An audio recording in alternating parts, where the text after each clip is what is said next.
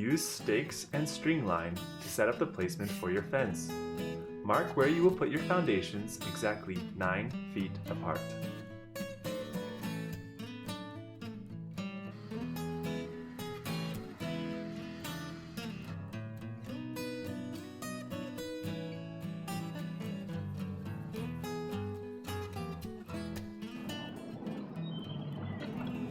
Where marked, dig holes using a shovel, post hole digger, or auger.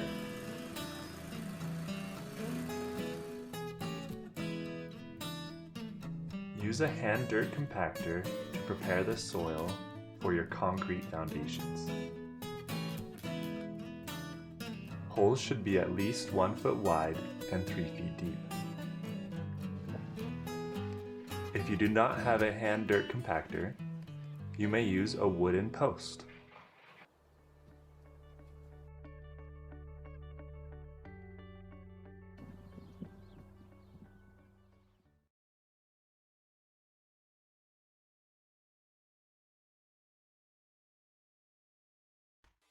To ensure proper spacing between steel structural posts, cut a jig out of a 2x4 to the length of 104 3/4 inches.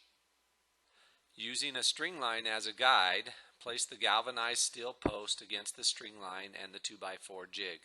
Slowly push the post into the concrete while using a level to ensure that the post is plumb. If the post is pushed into the concrete crooked when you try to straighten, it will move away from the string line and jig. You can easily push the post with your knee so that it is against the string line and jig.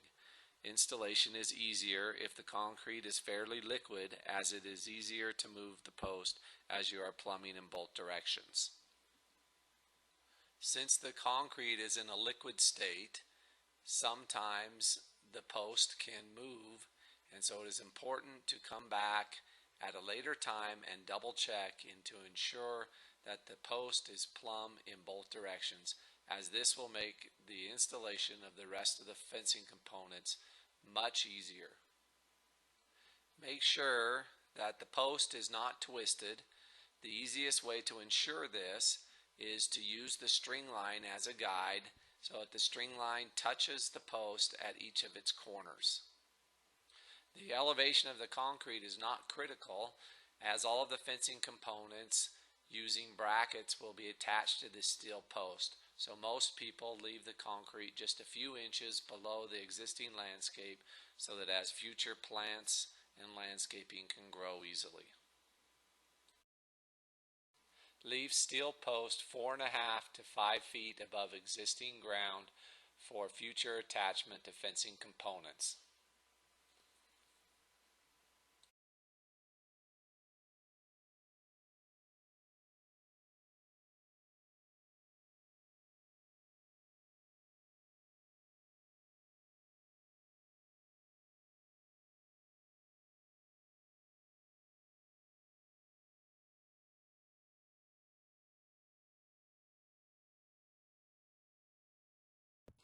There are two ways to set the elevation of the brackets that the Rhinorock fence panel and columns will sit on.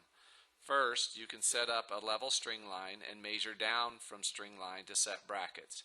You may also set your first bracket at desired elevation and then use a level and 2x4 from adjoining brackets to ensure that brackets are level.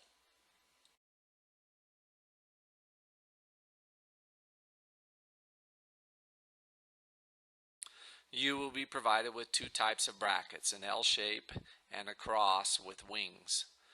The column will sit on the bracket that has the wings. The other one is not necessary to have wings, as only the panel will sit on it. If there is a change in elevation, always install the cross at the higher elevation and the straight L at the lower elevation.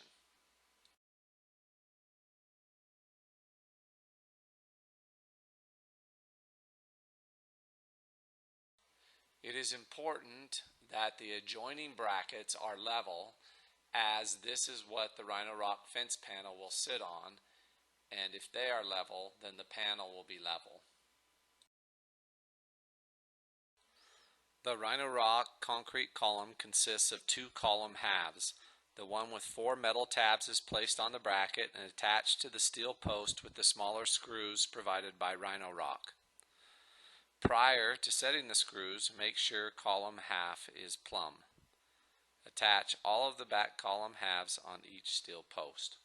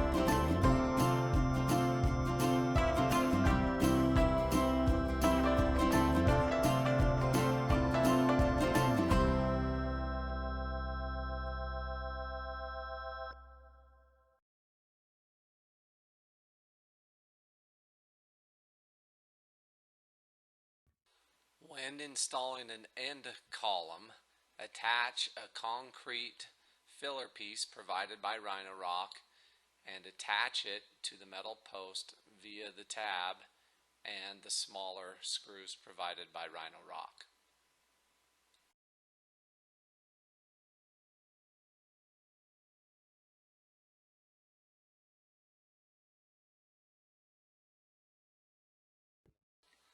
Prior to installing the panels, prepare the second concrete column half by drilling 2 holes through the post with a 1/4-inch masonry bit purchased from any local hardware store.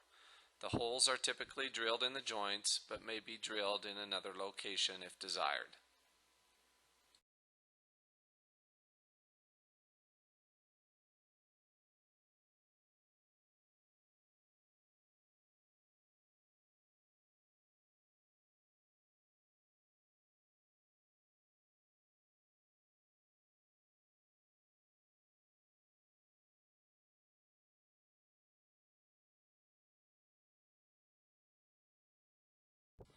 The Rhinorock fence panel weighs approximately 250 pounds. When possible, use a machine to move pallet as close to fence line, and then 2 men can easily slide and tilt panel up.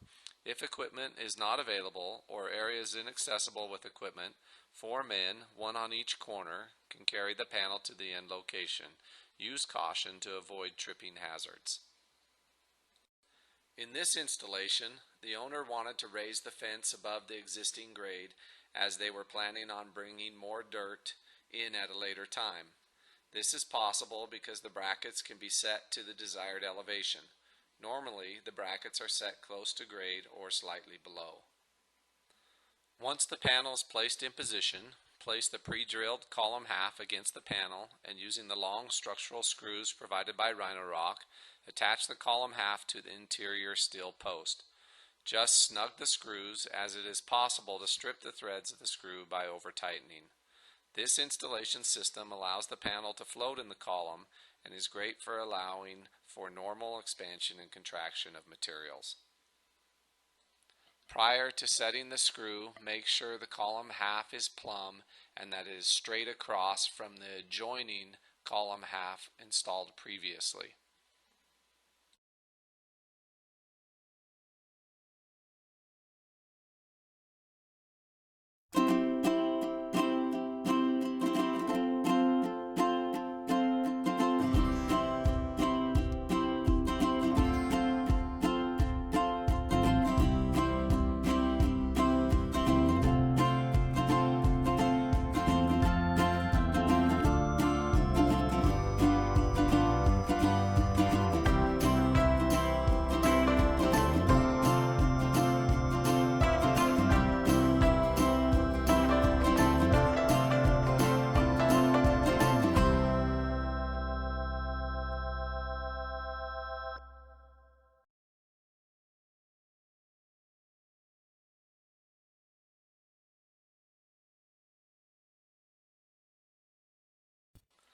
In order to install the Rhinorock cap, first mix a bag of concrete purchased from your local hardware store to a stiff consistency.